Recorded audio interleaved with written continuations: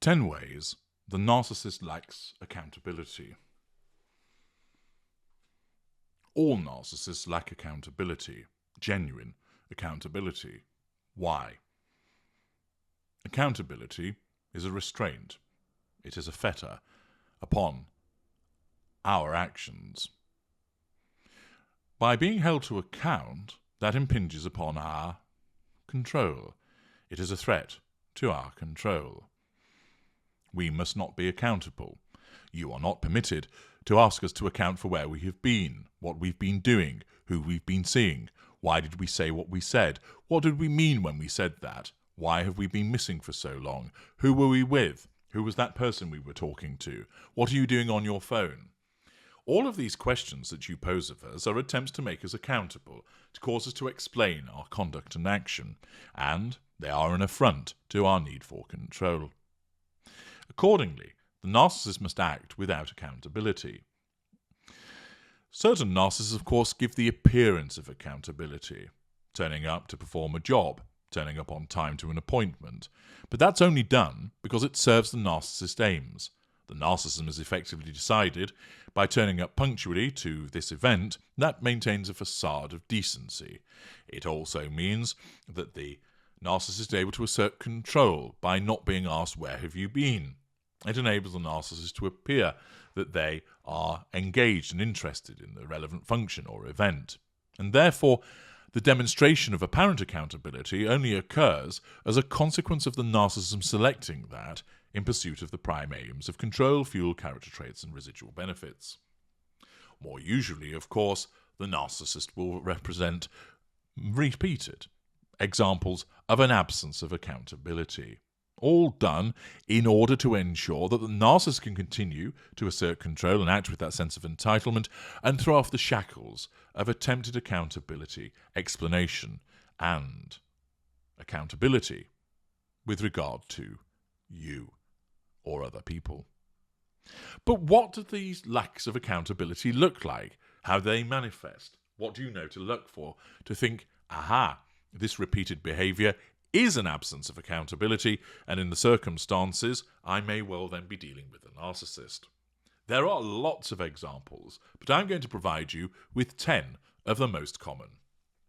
Number 1, the telling of lies.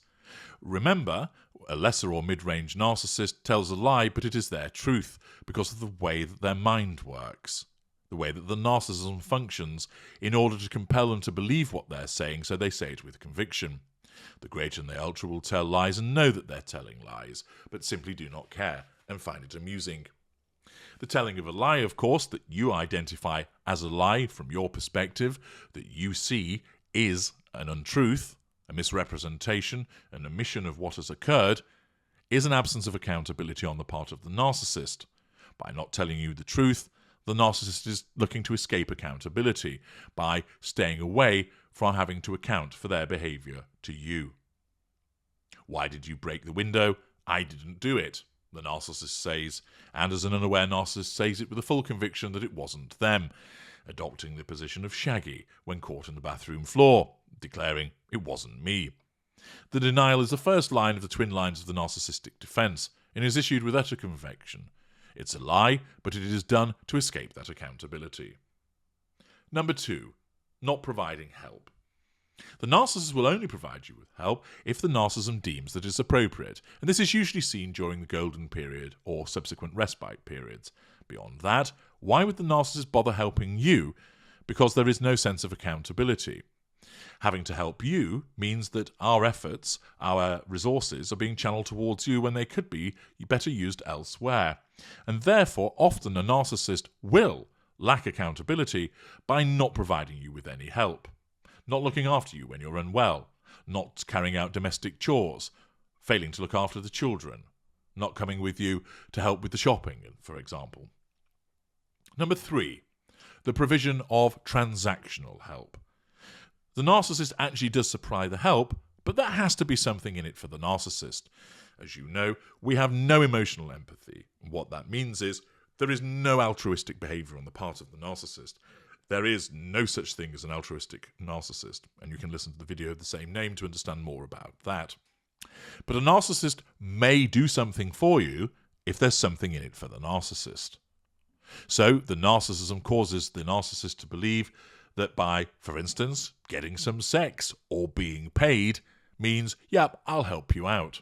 Of course, the sex is a residual benefit, the enjoyment of it taking place, and it allows the provision of fuel and the assertion of control. The receipt of money for chopping some firewood for you, where ordinarily it should just be done gratis because you're in a relationship with us. That transactional basis means the narcissist receives a residual benefit of money, also receives your fuel, and asserts control over you because you want the narcissist to do it. So in some instances, help is provided, but it's always on a transactional basis. That is a lack of accountability. Number 4, the shirking of work. This is seen more usually with your lower lesser, middle lesser, possibly upper lesser type A narcissists. Lower mid-range also, and occasionally with middle mid-range, whereby basically they shirk work, either in its entirety by not having any gainful employment or an occupation, meaning that they rely upon you to fund the household and indeed fund them also, or they work but they do the bare minimum, leaving it to everybody else to pick up the slack because they are not accountable. By having to work, that suggests accountability, and it is a restraint and fetter upon the behaviour of the narcissist. Accordingly, the narcissism will cause certain narcissists to shirk work, either in its entirety or partially. Number 5. Your relationship with the narcissist is not given any definition. Commonly, you'll be wondering, are we dating? Are we in a relationship? Are we boyfriend and girlfriend? What's going on? Am I just a side piece, or am I actually seeing you? Am I just this booty call? Often, you're left with that confusion as to your position. Are we actually friends, or am I just an acquaintance with this person? And it's common for a narcissist not to give definition to the relationship, and this is a manifestation of the absence of accountability. The narcissist is not being accountable to the relationship by giving it a proper definition to help you understand what footing you're actually on, because the narcissist isn't really invested in it, save to the extent that it suits the narcissist's purposes, and consequently you're left scratching your head as to the actual status. And therefore, where you find that you're dealing with someone who you suspect is a narcissist, and they won't give any actual definition to the nature of the relationship that you have with them, that is a manifestation of an absence of accountability. Number 7. An absence of manners. Some narcissists, usually again seen with lower mid-range, lower lesser, middle lesser, upper lesser B, will omit demonstrating good manners. No please, no thank you. Walking into a house uninvited, taking food off somebody's plate. This is a lack of accountability for the behaviour, not showing a proper dynamic between the narcissist and the person they're engaging with. The assumption that it was all right, because, driven by that sense of entitlement, they have no accountability for their behaviours, borrowing things and never returning them, assuming it was okay to borrow something without seeking permission in the first place. An absence of manners when it comes to the day-to-day interaction with people is an absence of accountability, prevalent with certain types of narcissist. Number 8. The failure to repay. Some narcissists commonly borrow money from other people and then do nothing in terms of repaying it. That demonstrates a lack of accountability towards that person, the absence of emotional empathy by failing to return to them something that they was owed to them. It demonstrates asset appropriation, which is also a boundary violation. It demonstrates that sense of entitlement to treat that money as if it's their own, and with no accountability for ever making its repayment. Sometimes there will be a stated intention to make repayment, but I'm a little bit short at the moment, I'll pay you next week, or my bonus is due in next month, I'll pay you then. But you're fobbed off with excuse after excuse, because the accountability of repayment, of course, impinges upon the notion of control. Number 9. The cancellation of dates and visits, often at short notice, or with no notice at all. Typically, this manifests in being stood up. You have made an arrangement with the individual, and they don't appear. This is because the narcissist has no accountability towards you in terms of being there at the right time. It demonstrates that sense of entitlement for the narcissist to do as they please. Being accountable and turning up at the appropriate place at the relevant time is a restraint upon the narcissist and will only be complied with if the narcissism deems that it's appropriate. Often, the narcissist is engaged in doing something else, and you're forgotten about, and therefore that lack of accountability manifests by the narcissist not turning up or, ahead of time, cancelling it, often because they perceive a better offer has been received and their narcissism guides them towards it. They don't feel a sense of obligation that they should attend the event, having already said that they would do so.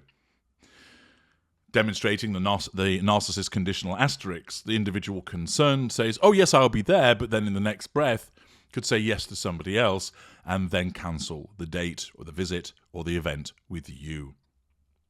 That demonstrates that absence of accountability. They feel no sense of obligation. We feel that it is not appropriate for us to be shackled in this way. Number 10, never apologizes. Some narcissists regularly roll out false contrition by saying, "I'm sorry, I'm sorry, I'm sorry." But there are others, notably lesser narcissists, who never apologize. And it can also be witnessed amongst the greaters. No apology is ever issued. Why? Why should there be an apology issued to you? The narcissist has done no wrong. Or even where the narcissist as a greater recognizes that you will perceive it as a wrong, then there's an entitlement to treat you that way, and you are but a mere minion, and you are to be expected to deal with the situation, even if that causes a problem for you. You got in the way. Essentially, it's your fault. The absence of apologies demonstrates a lack of accountability towards you, a lack of a sense of obligation, a lack of commitment to the status of the relationship between you and the narcissist. The narcissist is not obligated to apologize because an apology, even where it's false contrition, smacks of being beholden to you in some way and thus affects the notion of control. These are 10 ways that the narcissist lacks accountability. Let me know in the comments the ones that you have come across. I'm H.G. Tudor. Thank you for listening.